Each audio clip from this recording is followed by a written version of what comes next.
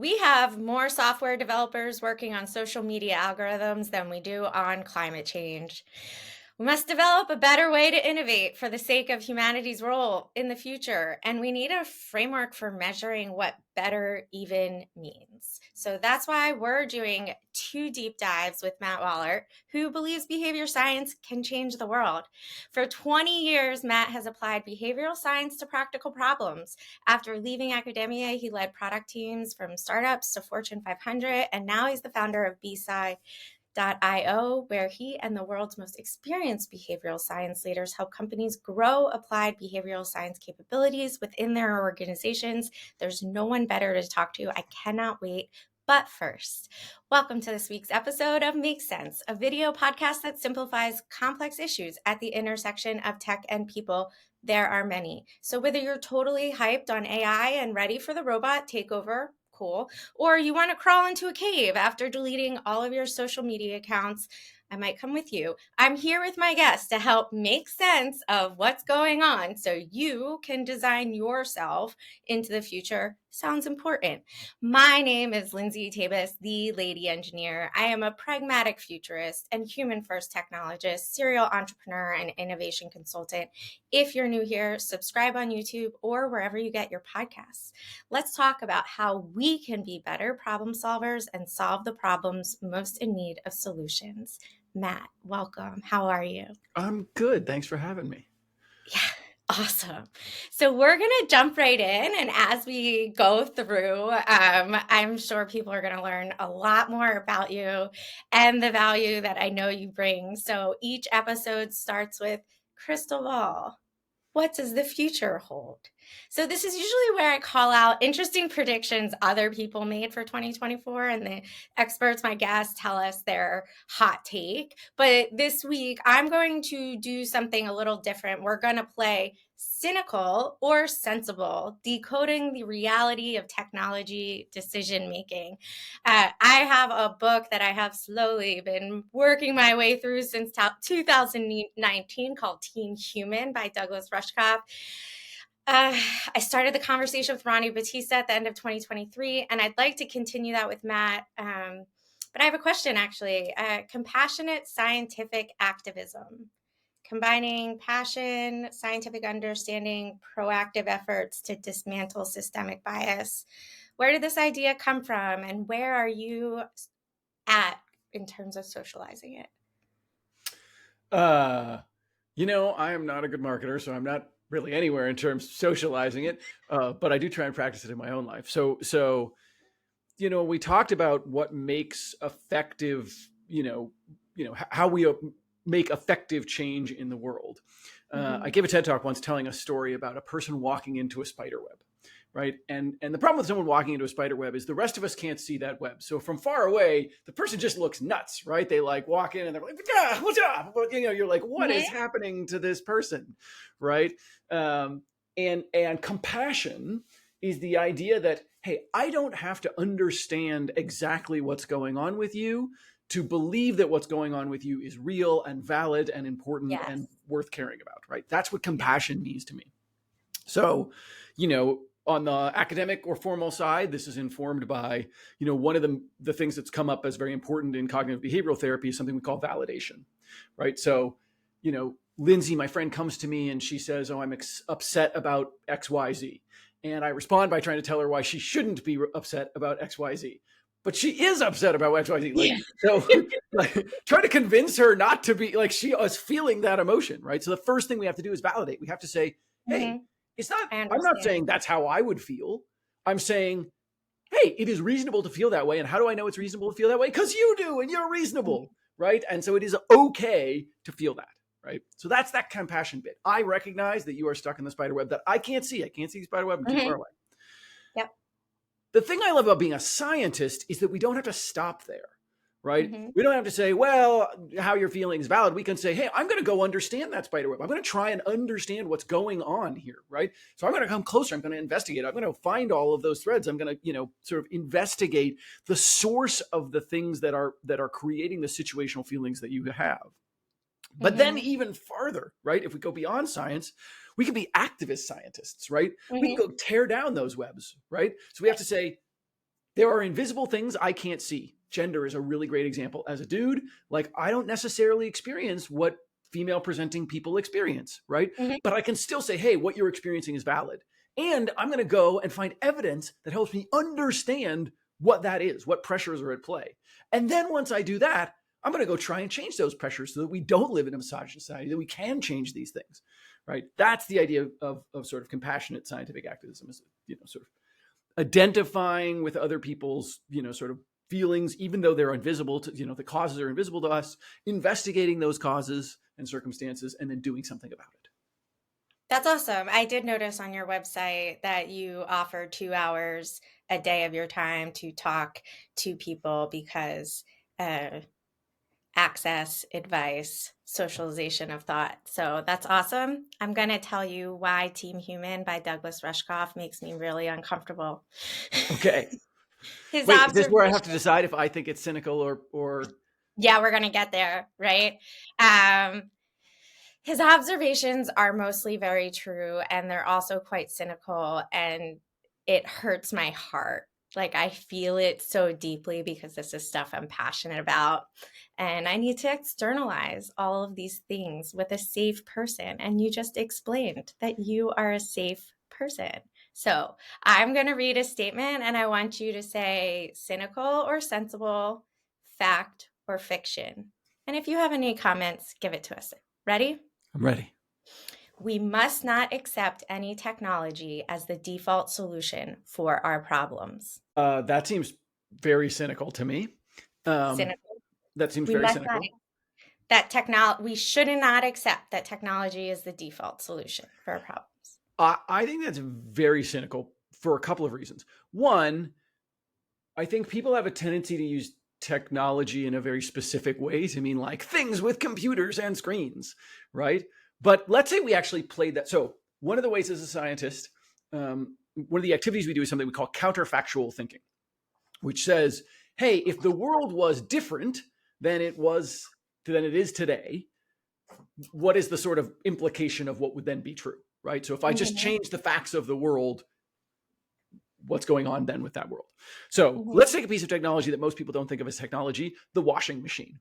The Sure. washing machine is the default way of getting clothes clean. So if the Okay. problem is getting clothes clean, the current default violates the rule that you just expressed because the Got it. default answer is technology. So if I Okay. said we should not accept that, what is likely true is then that humans would need to manually hand wash clothing. Now, Yeah. if you want to get really like picky Annie, but like is a washboard a piece of technology? Is a stone that I use to beat clothing and beat the Oh. dirt out of clothing? Like, what are we talking about as the word technology here? So let's take it all the way. You're not allowed to use anything but your own two hands, right? Okay. Even soap is a form of technology, so you can't use that. So you got running water in your own two hands. Now, in the society that we live in, it is extraordinarily likely that that work is going to be done disproportionately by women. We know that Mhm.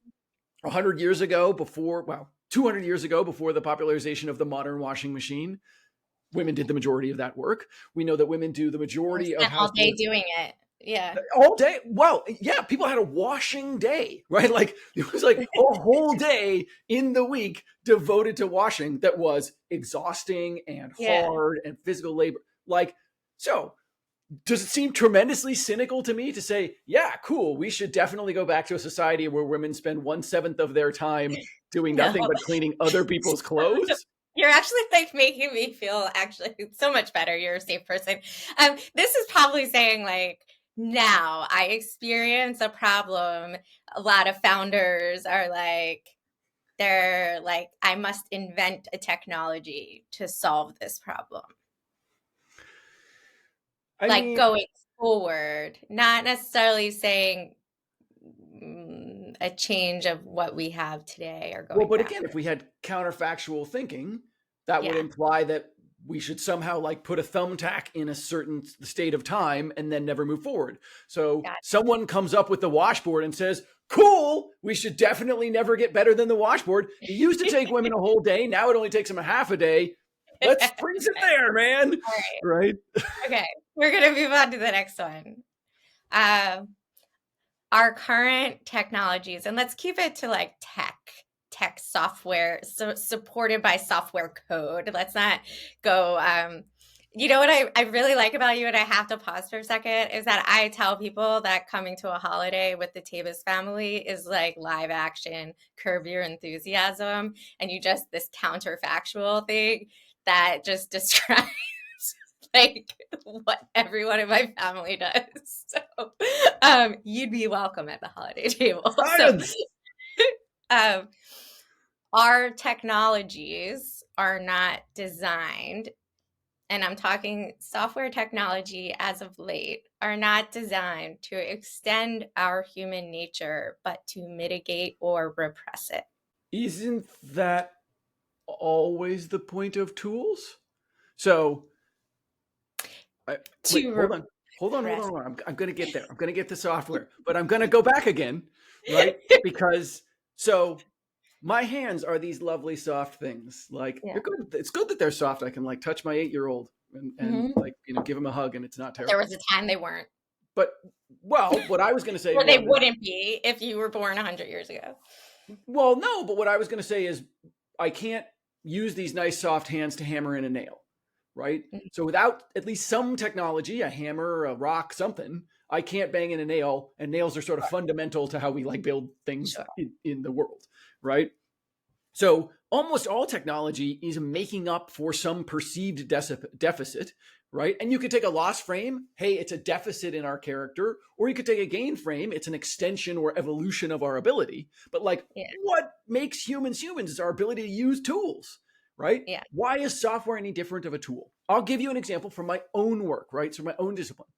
A Yeah. huge part of applied behavioral science came from the study of human decision making in Mm-hmm. ways that economics, so economics posed the idea of homo economos, this idea that rational man, rational humans But we're would not.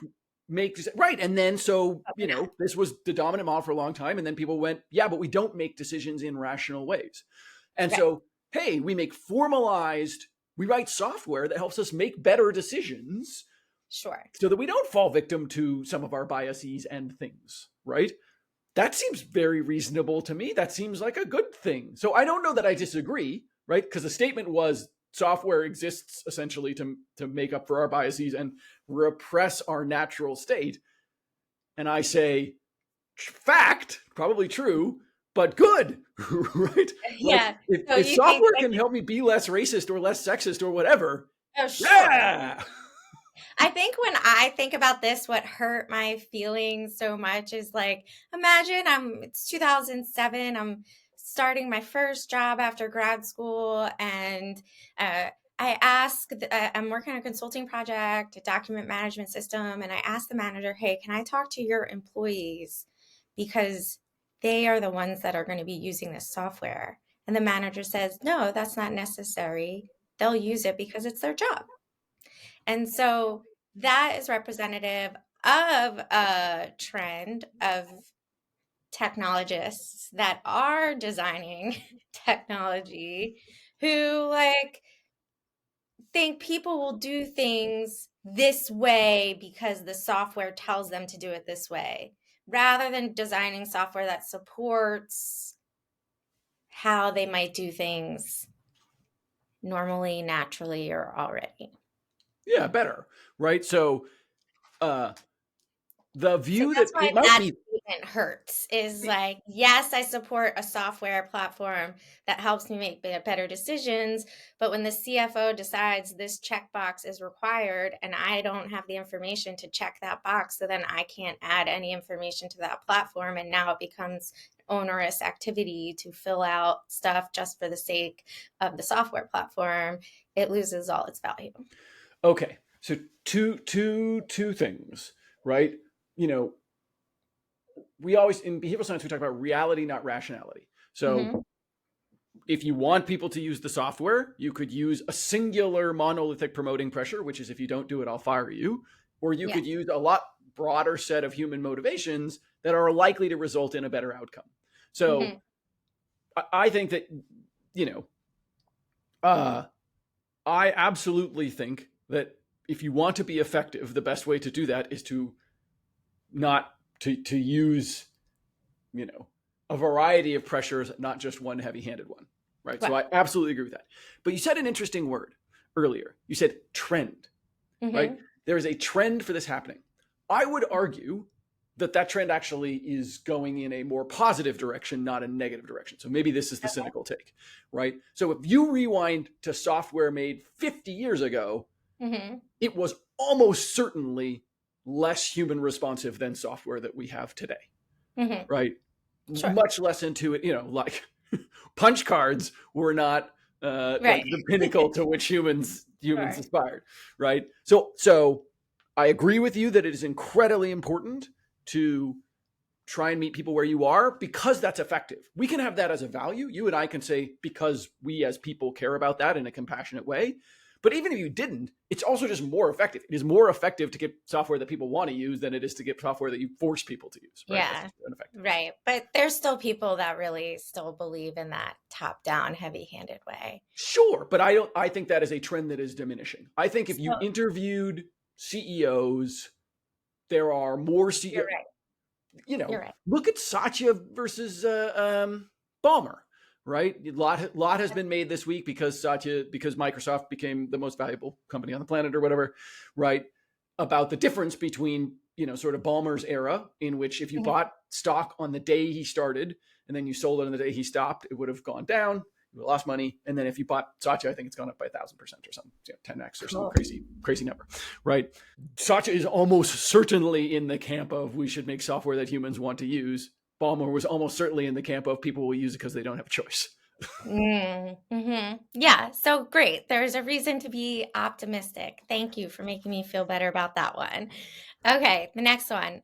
Under the pretense of solving problems and making people's lives easier, most of our technological innovations just get people out of the way. Cynical, sensible, fact, or fiction? Well, part of that goes back to our earlier conversation about washing machines, right? Okay, but we're talking software. I want to talk Sure, modern but software. but okay, but what is this is a little bit germane to the conversation about AI. Software that automates rote tasks, things that nobody really enjoys. Like, Sure. Do you really want to copy this into every cell in Excel? Right? Yeah. No, I don't want to do that. I have no desire to do that. I would like to double click and it drag the whole thing down the column. Things just right populate now. the damn thing. Okay. Right? I was cleaning some data last night and I'm like, I cannot wait until AI cleans this data for me, because let me tell you, I'm not enjoying this. Okay. Right? Isn't it even if that statement were true, even if software designed to get humans out of the way, good? Right? Like, once again, I'm not advocating that people should spend a whole day doing laundry.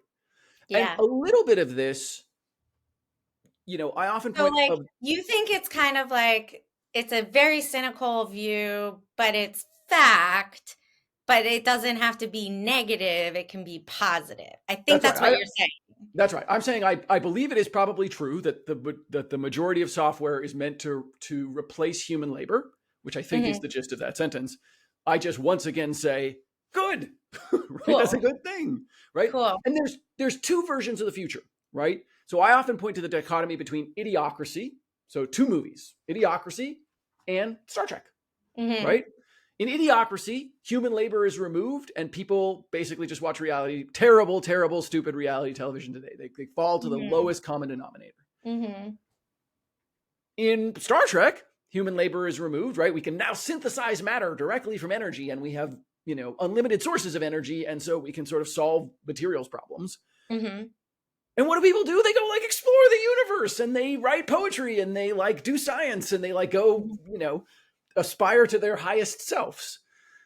I think that is the more likely future than the majority of the world ending up watching fairly terrible reality television. See, the problem though with that, Matt, is that advocates of the computer since the 1950s have been predicting that we would be working less and sooner than now, right? And all indicators show that we are working more. But why are we working more? Here's the next one. Enhancing one job-friendly metric with technological intervention or replacement just leaves other, likely more important values behind. So this is the one where I disagree. Okay. This is the one where I disagree. So this one I think is not fact. In fact, we are working longer hours today. That is, it's not entirely true for every, there's nuances to all of this, but sure, let's say generally speaking, we're working longer hours. We're also doing far more engaging work, right? Okay. So 100 years ago, like you and I wouldn't be having this conversation, right? This is work right now. We are working long Yeah. hours. You and I are having this conversation. It's a form of work, but that form of work is a very interesting conversation. You and I are not in a coal mine, like chipping things out of a wall, because we have Sure. invented technologies that allow us to not do that, Right. right? Right. So we shouldn't equate people working more with that work being less meaningful, right? Mm-hmm. In fact, I think actually people do tremendously more cognitive, like the people working more is a problem of capitalism. It's not a problem of technology. Those are Yep. different things. And the Mm-hmm. rise of capitalism and the rise of rampant late stage capitalism should not be confused or conflated with the rise of technology. Laughing because I always skirt around that. What, capitalism? We're not allowed to talk about capitalism? No. That's not a key word? Yeah, you know what? I just don't find I'm like not an expert on it, and I don't know. I know that that is part late stage capitalism is a part of this problem, like of this hamster wheel we're on, where the average modern, let's be clear, white collar worker um is connected to their phones 24/7 and staring at screens. There's no longer this 9 to 5 that Ford invented to get more productivity out of people. It's we're working more than we were, when he introduced that. We're on this hamster wheel where it's sucking like life out of people. And the late stage capitalism has made it so people are scared of their bottom falling out economically, financially, or health wise.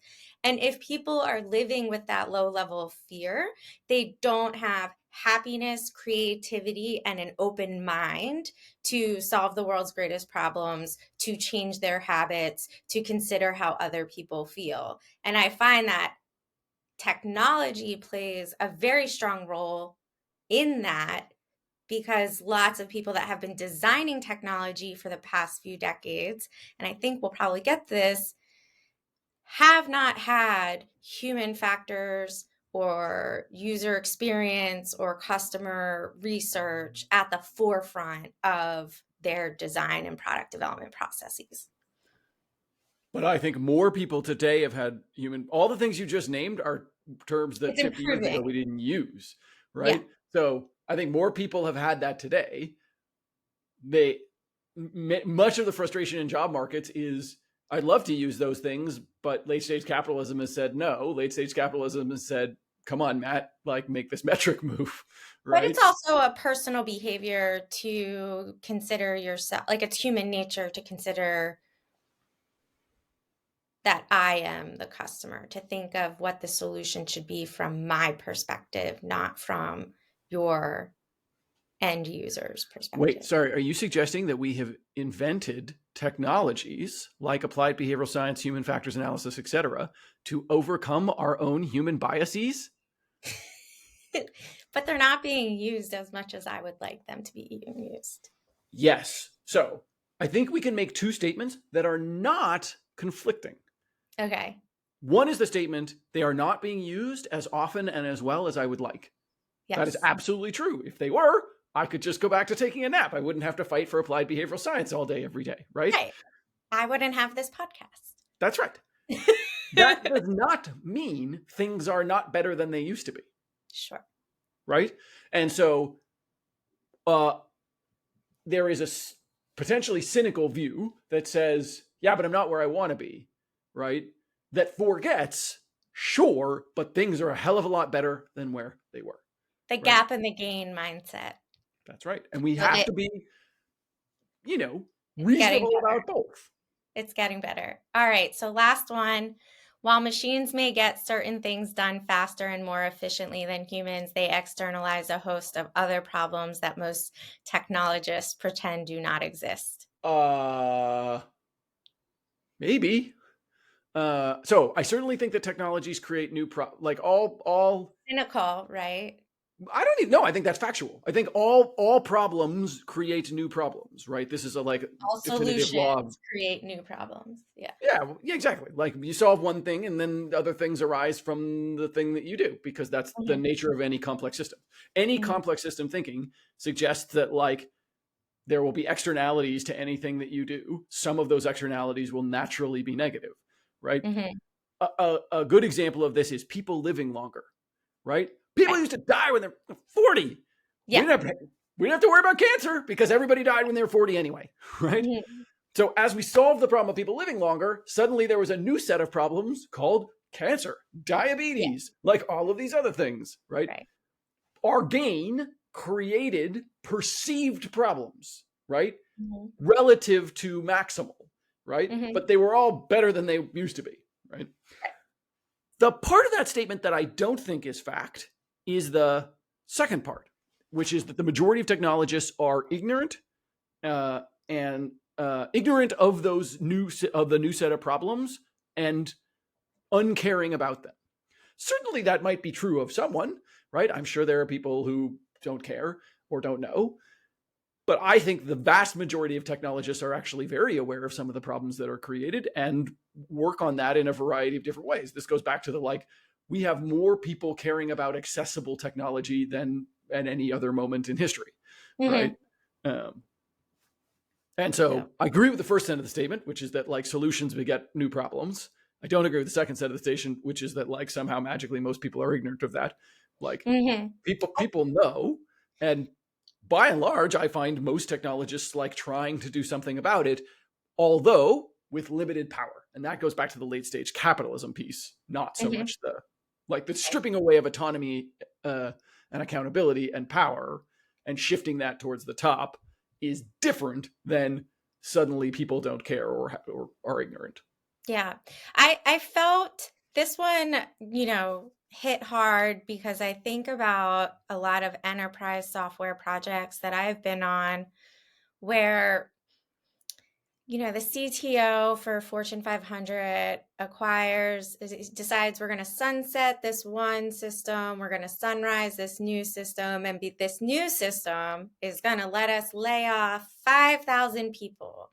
And they lay off 5,000 people, and all the externalization, all these problems just means they have to hire people right back because it didn't actually save the company that much, like net when you look at it over a few years. So that sounds to be about a contention about bad innovation, meaning that's not about you solved the problem and it created new problems. That's you didn't solve the problem. Well, yeah, exactly. Like it just seems that we have all these hopes, and I mentioned this kind of on the phone call when we were getting to know each other yesterday, but economic indicators of productivity have been stagnant for the past 20 years despite all of this technological innovation.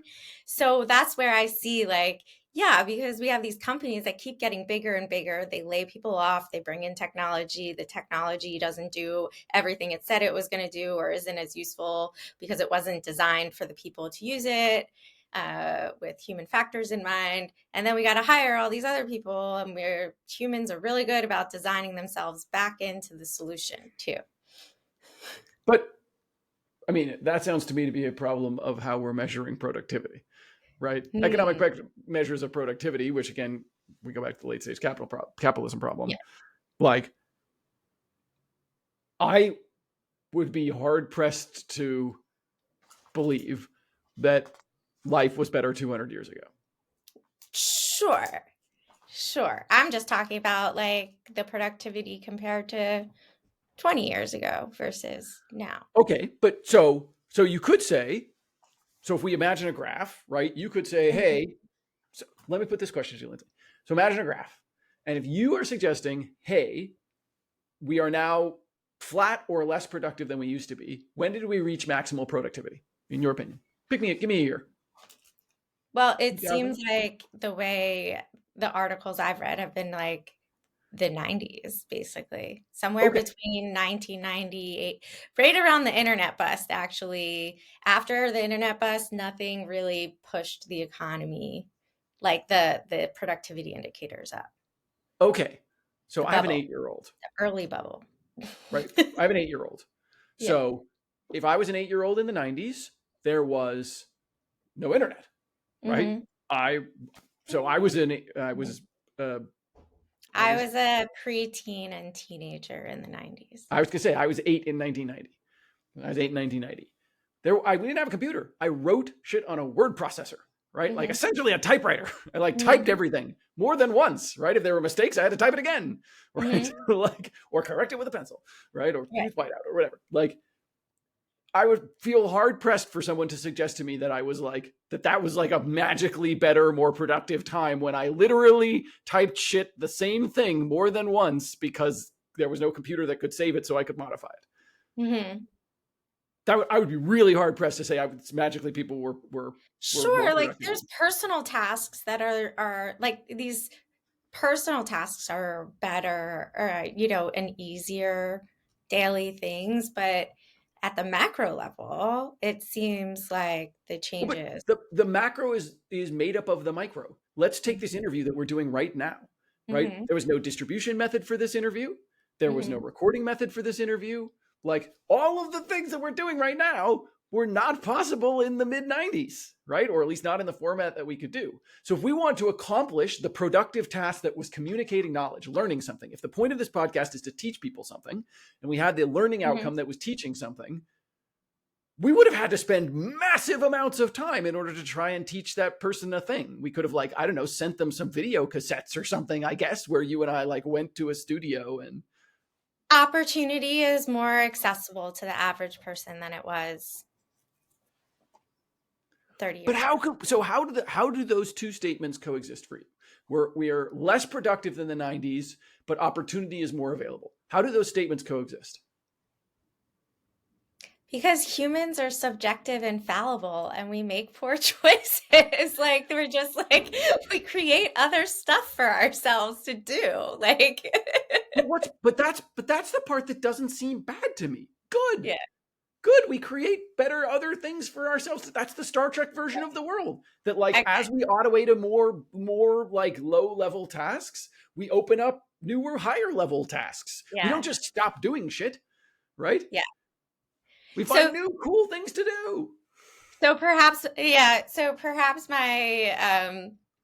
my issue is not with how we approach designing technology, it's with late stage capitalism. And I need to go I need to go back I very certainly have a problem with late stage capitalism, more than one okay. actually. Many problems with late stage capitalism. Yep, Then yep. I recorded a session with someone else, Cassandra Kane, who is in fashion, and we talked about the global fashion industry and what it needs to lessen its climate impact, and it's all about financial incentives. So 100%.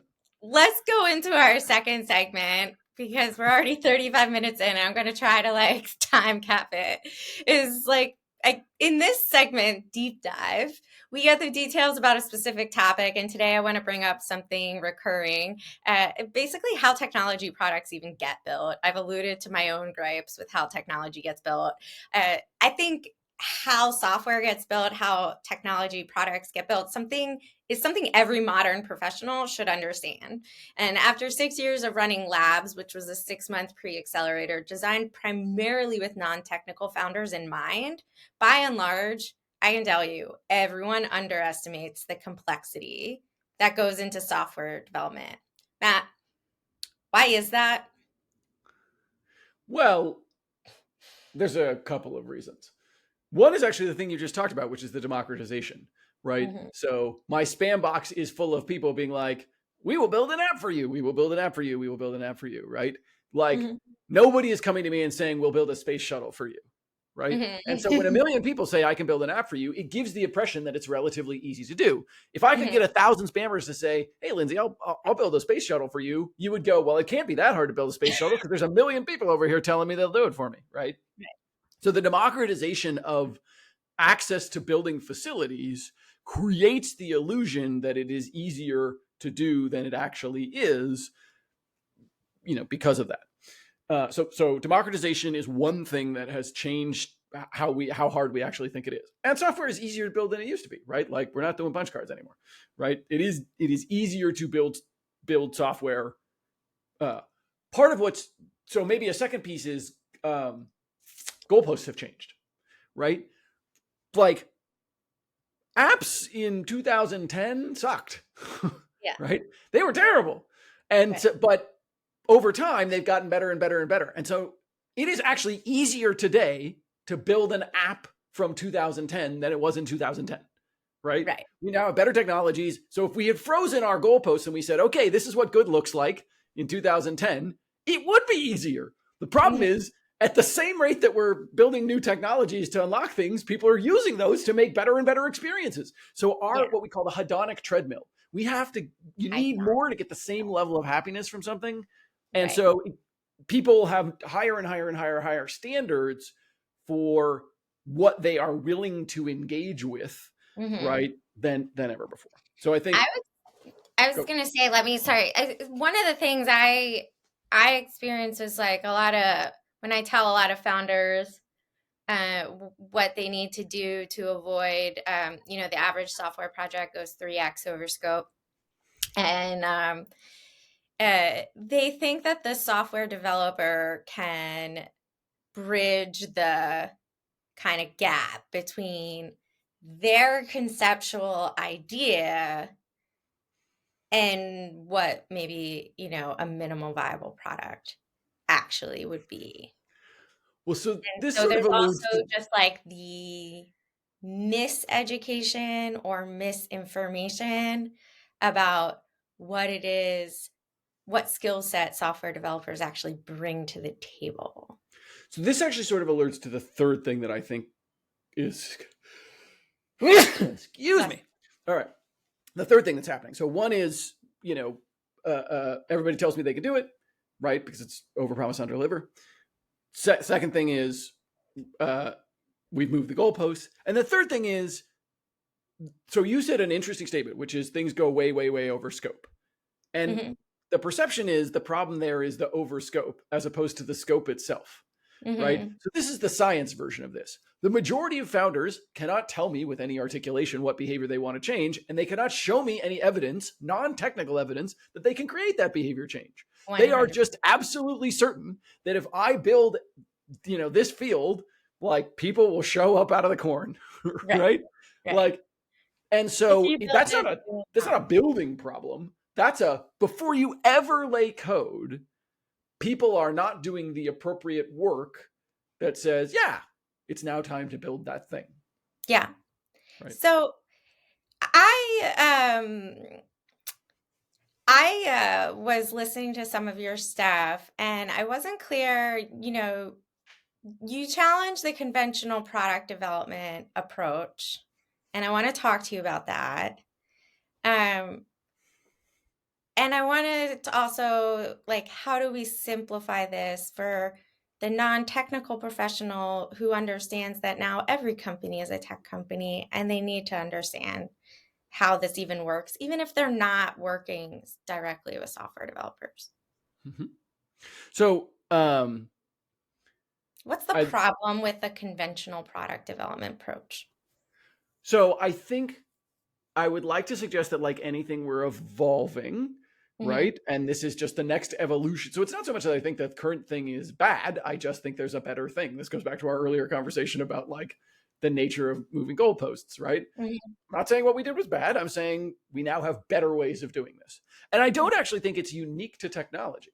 So I think there are two key things that we tend to get wrong. And we could do this entirely outside of technical development, right? We can imagine you and I are going to design a house together, right? One is we often are insufficiently specific about the behavior we want to create. 100%. Right? So I want people to be happy in the house. The hell does that mean? Right? Like, how are we measuring happiness? What externalizing behaviors are we talking about? Like, they smile a lot in the house, they cry a lot in the house, they sleep well in the house. Like, what do you mean? Right? So and that's just, again, that's not unique to technology. People have been insufficiently specific for a very long time about a lot of things. Right. I go back to the peanut butter and jelly test, right? Oh, yeah. You know, and when I tell non-technical founders is that for every feature that they want in their platform, they need to write out peanut butter and jelly test level description of how that works. I enter URL into search bar. I press enter. This comes up, you know, so, I okay. love doing this with like 8-year-olds, right? Like coming into the classroom, like, and they're like, you put the jelly on the bread and you just set the jelly on top of the bread, you know, the bag of bread. And people are like, no, you're an idiot. And I'm like, no, you're an idiot. I just did what you told me to do. Right. Okay. So one of us is an idiot here. So in specific about the behavior, specifically the behavior. So there was this huge push towards emotion and attitude and cognition. I want people to think this thing or feel this way. We have no access to that. I have no idea what Lindsay is thinking or feeling, and neither does she, right? What I have access to is her behaviors, right? If she smiles, I can reasonably assume that she's happy, right? Like, maybe not that smile. Like, we could talk about genuine versus fake smiles, right? Like, we could get specific about the behavior. You would know if I think with my face. You wouldn't know. That's what I hear about the holidays at your house. So, counterfactuals. So, one is that. And then the other one is, even if people are being accurate and specific about the behaviors that they want to create, we don't do enough investment in early experimentation to prove that our interventions create that outcome. Right? So that's the science bit of things, right? Even if we know what we want people to do, we are just totally convinced that, you know, this solution will do it with essentially no evidence other than our own experience. Well, this is the conundrum I hear from a lot of non-technical founders, is that I tell them that there are kindergarten level ways of testing out your ideas and user flows, literally paper, pencil, graph paper, and scissors. And they're like, I don't understand how I can get quality feedback if my product isn't entirely built. And the thing is like, one, there's never entirely built. Right. And there goes the balloons, because I did this, doing again. I need to turn this off. But yeah, they can't understand that there's so many different ways to prototype and get feedback on your ideas and what you're trying to promote or persuade. They skip over all of it. But are we surprised by that? I mean, think about at least in the American context, the American educational system. Experimentation is not a skill that we particularly teach. We teach the scientific method somewhere around 6th to 8th grade, sort of, but mainly we talk about how it allows you to create theory, right? Not I can generalize. I saw Wonka last week, and they did a whole song and dance and were flying around with like 100 balloons carrying them. And it reminded me that my science fair one year was, how many helium balloons would it take to pick up this 1 ounce Reese's cup? Yes. But do you see how that's a demonstration of theory? There's no reason in the world. We don't connect that skill to the solving of actual problems. Got it. Right? We connect it to the proving of theorems. Hey, I'm going to use balloons and Reese's cups to explain the theorem of gravity to you. Yeah. Right? I don't say, you know, this is like the physics versus engineering. We do a Mm-hmm. lot of the physics. Hey, I'm going to understand the science, the theory, the whatever. We don't do a lot of like, and thus you build a bridge this way, Mm-hmm. right? It's Right. that applied piece, that applied science that we don't really teach in our educational system. You can get all the way through a very successful 4-year degree with very little applied experimentation across a variety of skills, unless you're in an engineering school, right? And Engineering. maybe that's where my blinders and blind spots are, is because I'm sitting here for the past 20 years in tech, bemoaning all of these things that we've talked about today and being like, why are we not doing better?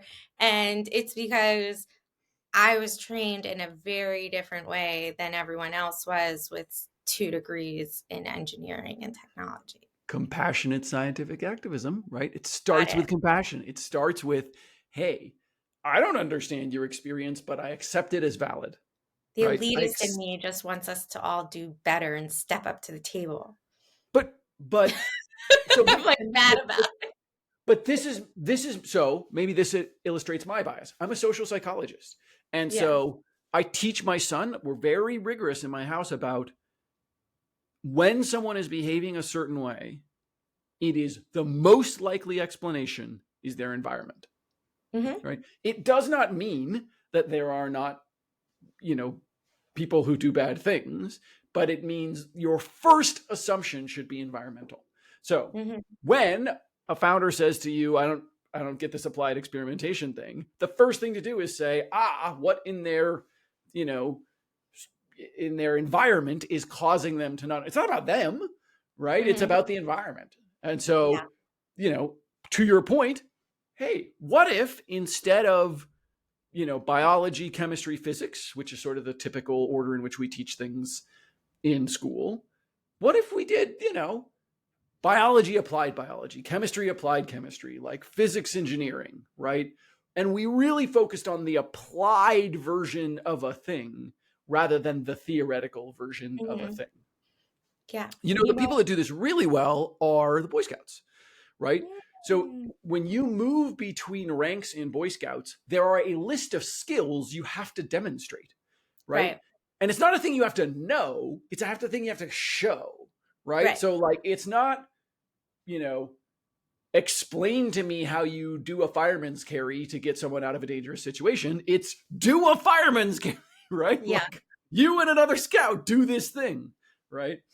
Demonstrate to me. And so at the end, when you advance, you go before a council and they will pick randomly from this list of skills and ask you to demonstrate them live. They don't say, tell me how to tie a knot. They hand you a piece of rope and are like, tie a square knot, man. Hmm.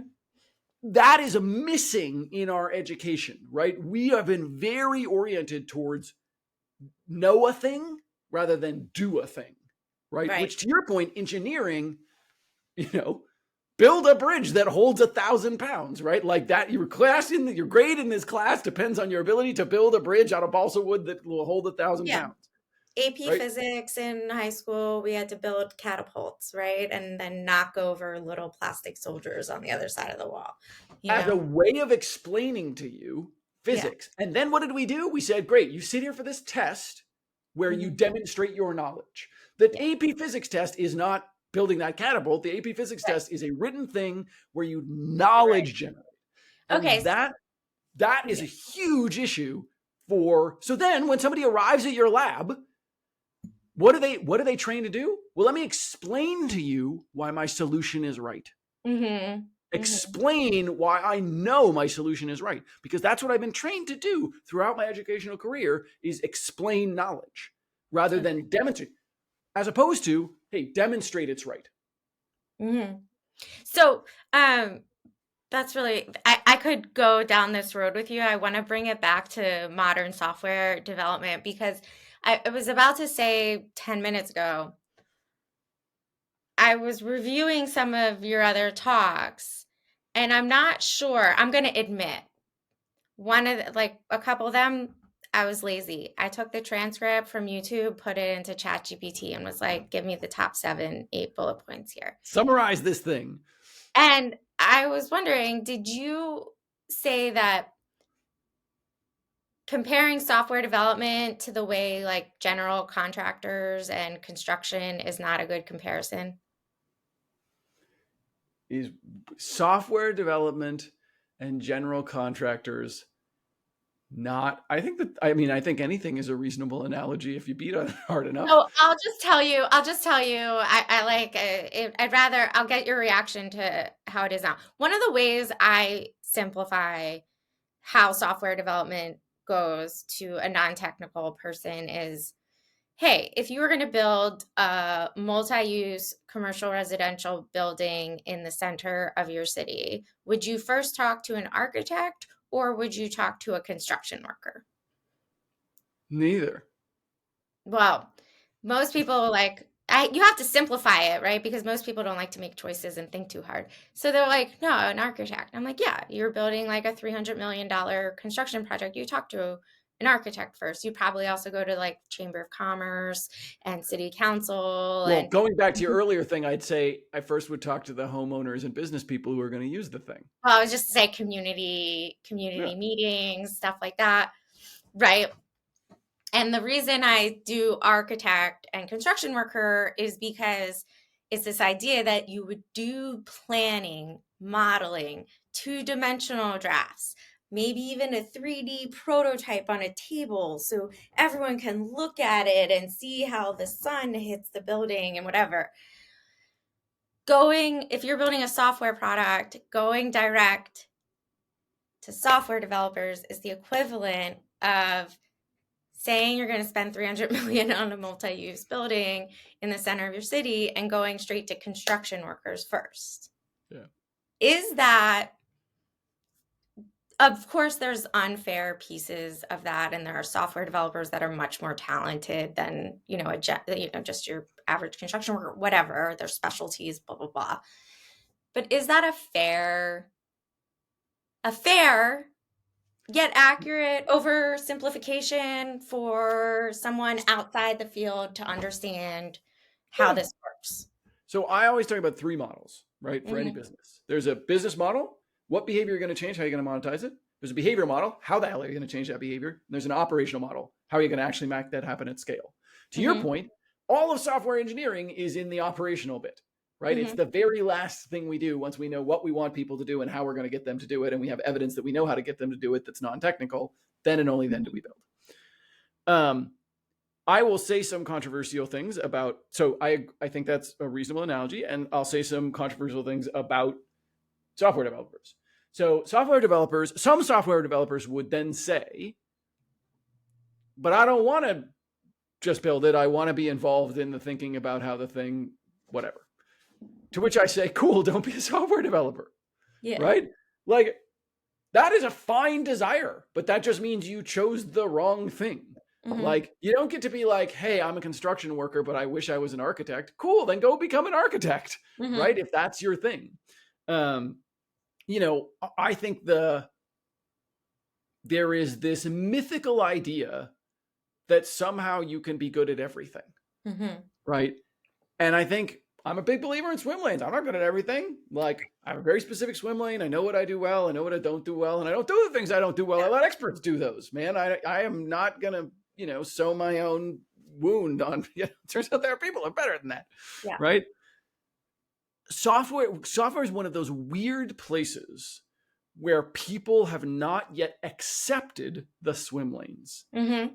Right. Or there are people who are uncomfortable with the swim lane. Particularly in the startup world, teams want to cut corners and they want a full stack developer. But I'll tell you from experience, every full stack developer prefers the back end. None of them want to touch CSS or JavaScript or front end code, right? And then they also want to collapse UX, UI design and visual design. I put user experience and usability is like more of the architect and the flow and making sure that the bathroom isn't in the kitchen, and visual design is like the interior decorating. And if you want someone to be both architect and interior decorator, there are some very talented people out there that do both, but it is not common. They are And very uncommon. this is why I like that business model, behavioral model, operational model distinction, Yeah. because decorating the inside is clearly in operations, Right. right? And if they're going to decide where the bathroom goes, they are clearly crossing over into a different part of the model. They're clearly crossing over into the behavioral. So Right. creating these walls, within operations, maybe you can, so the way I try and help people maybe back away from the I can do absolutely everything is by saying, hey, maybe you could do everything in operations, but don't venture off into business or behavioral, right? Narrows their scope at least somewhat. In reality, then I have to fight internally. So if we talk about behavioral, I literally got in a fight on LinkedIn last night about full stack behavioral scientist. Someone coined full stack behavioral scientist, and they said, you have to be able to do all these things. And I said, nobody No. is expert at doing all of those things. You might be able to do them competently, I guess, but that is a highly compromised, Yeah. no one, if you had unlimited resources, no one would pick a generalist. We would Right. pick a team, a coordinated team of specialists, right? And Yeah. that is, helping people understand what those specialities are, how they connect, et cetera, is the dominant work of sort of how we evolve work. I will tell you that one of the reasons, there's many reasons why I am no longer a UX practitioner. But I will tell you one of the reasons is this expectation of generalists. I got exhausted trying to explain and trying to like represent myself and stick up for myself in the industry. I do Um, this thing. I don't even do that thing. That's not I a mean, thing. and I got exhausted trying to show that I could do it well, like good enough, and I looked back at papers that I read in grad school, 2005 to 2007.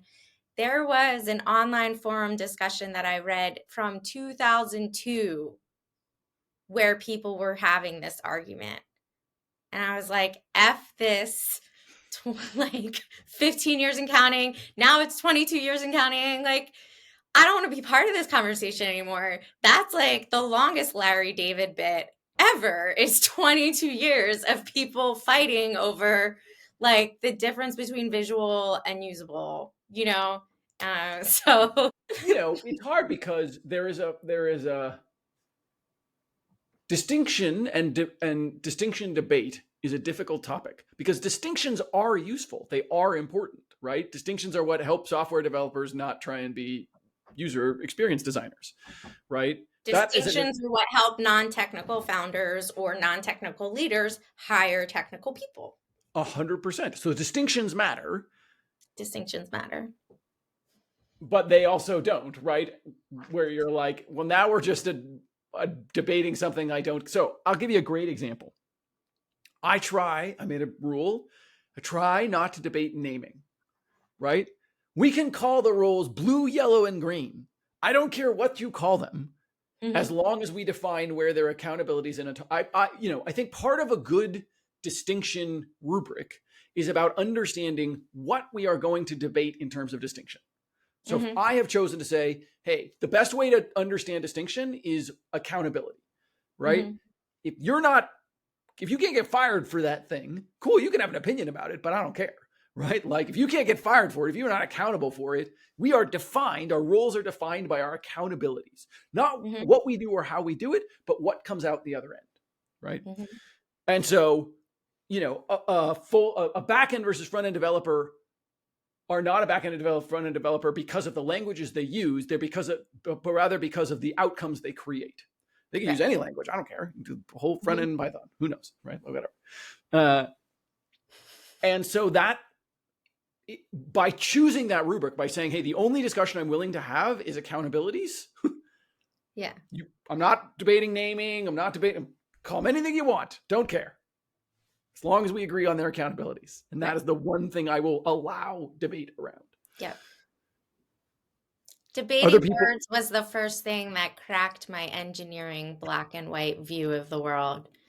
My first class in information organization and retrieval, I started learning about data exchange and XML and why it was so hard to businesses to trade data. And it was because no one called the thing the same thing. But let's make it make sense. Matt Wallaert, you gave me some hope. It's not that the current way is bad. It's just that we can do better. And it's not that, all of this stuff is cynical. We have done better from where we've came. So like the gain mindset. So, Matt, where can people find you online? Where do You you know, want to I be found online? I am never. I am blessed LinkedIn? with an incredibly unique name. Yeah, So I am the only one of me. And so if you just put in my me name too. somewhere, you'll on your exactly. Isn't it great? I think about Yeah, this often. Like somewhere like we talk about privilege all the time, right? I think privilege is an important topic to talk about. We don't talk about the privilege of naming. It is a privilege to have a unique name because you can be anywhere. So pick your place that you like to find people and put in Matt Wallaert, and maybe I'm there. yeah, cool. Uh, MattWallaert.com. So thank you for listening to Make Sense with me, your host, Lindsay Tavis, and guest Matt Wallaert. We hope you enjoyed our take on technology and how it gets made and how it proliferates and if it solves problems.